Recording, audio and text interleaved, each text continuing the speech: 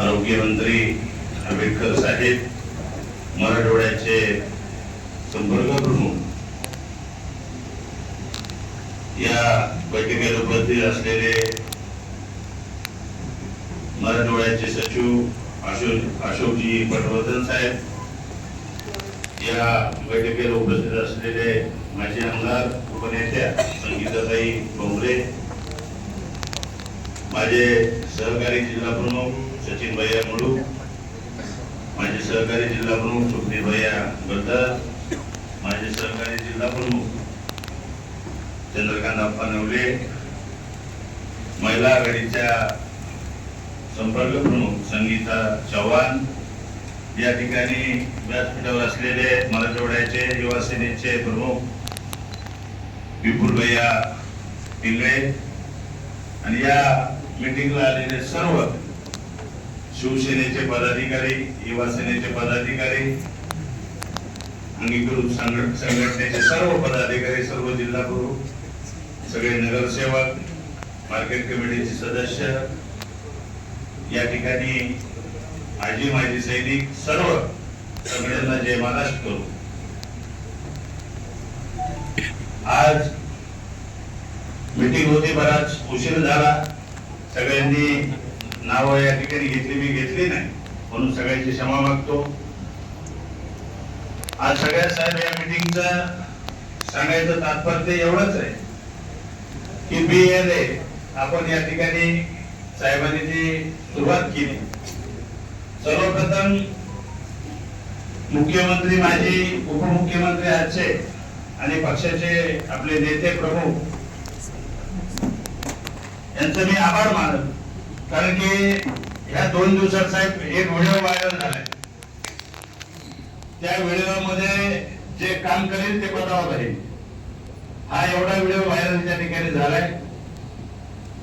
म्हणून त्यांचं सुद्धा आणि तुमचं सगळ्यांचं मी या ठिकाणी अभिनंदन करत, आणि काम करणारे या ठिकाणी आहेत, त्याच्यावर लक्ष नक्कीच इथून पुढे शिवसेनेचं जाईल अशी अपेक्षा करायला हरकत नाही. कारण की 2006 पासून मी या ठिकाणी जिल्हा प्रमुख म्हणून काम करतो. आज बीड जिल्ह्यातली परिस्थिती अशी होती की पहिले 7 मतदारसंघ होते, त्यानंतर 6 झाले, 6 मध्ये 4 शिवसेनेकडे होते, त्यानंतर कालावधीने एक मतदारसंघ या ठिकाणी मित्र पक्षाच्या संबंधामुळे या ठिकाणी देत गेले, आणि या ठिकाणी एकच मतदारसंघ बीडचा या ठिकाणी राहिलाय. त्यानंतर तो सुद्धा मतदारसंघ गेल्या विधानसभेच्या वेळेस तो मतदारसंघ त्या ठिकाणी गेला, राष्ट्रवादीला सुटला गेला.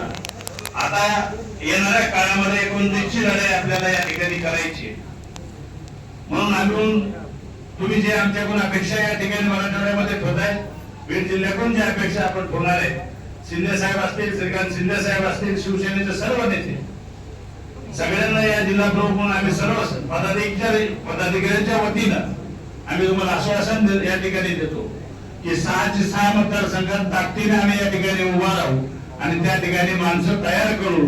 नक्कीच या ठिकाणी शिवसेनेचा भगवा कसा फडकल एवढं ताकदीने आम्ही या ठिकाणी उभा राहून तुम्हाला दाखवू.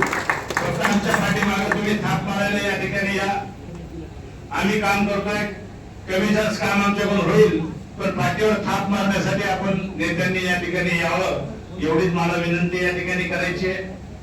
तर बीड मतदारसंघातले 386 बूथ आहेत, त्यापैकी एक 15-16 नाव त्या ठिकाणी राहिलेले, जवळजवळ सर्व बीड मतदारसंघातले झालेत, जे राहिले ते मुस्लिम बहुल भागातले आहेत. आणि माजलगाव मतदारसंघ माझ्याकडे, त्यामध्ये माजलगावचे 120च्या जवळपास त्या ठिकाणी आले, ते 187 पैकी धारूरचे 120 त्या ठिकाणी बूथ आहेत, त्यातले अजून तालुका प्रमुखाकडून नाव त्या ठिकाणी आले नाही, 1-2 दिवसात देतो म्हणून त्यांनी सांगितलंय. आणि धारूरकर 78 बूथ आहेत, त्यांनी त्या ठिकाणी सगळे बूथ त्या ठिकाणी मला दिलेले, म्हणून थोडेफार 80% पुढे या ठिकाणी माजलगाव मतदारसंघाचं झालंय, आणि बीडचं 90% पर्यंत या ठिकाणी 95% पर्यंत झालेलं आहे.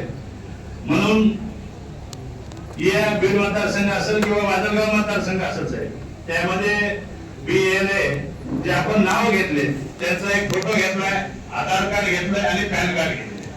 आपण एवढं त्यांच्या त्या ठिकाणी घेतलेलं आहे, त्यांचा मोबाईल नंबर त्या ठिकाणी घेतलेला आहे.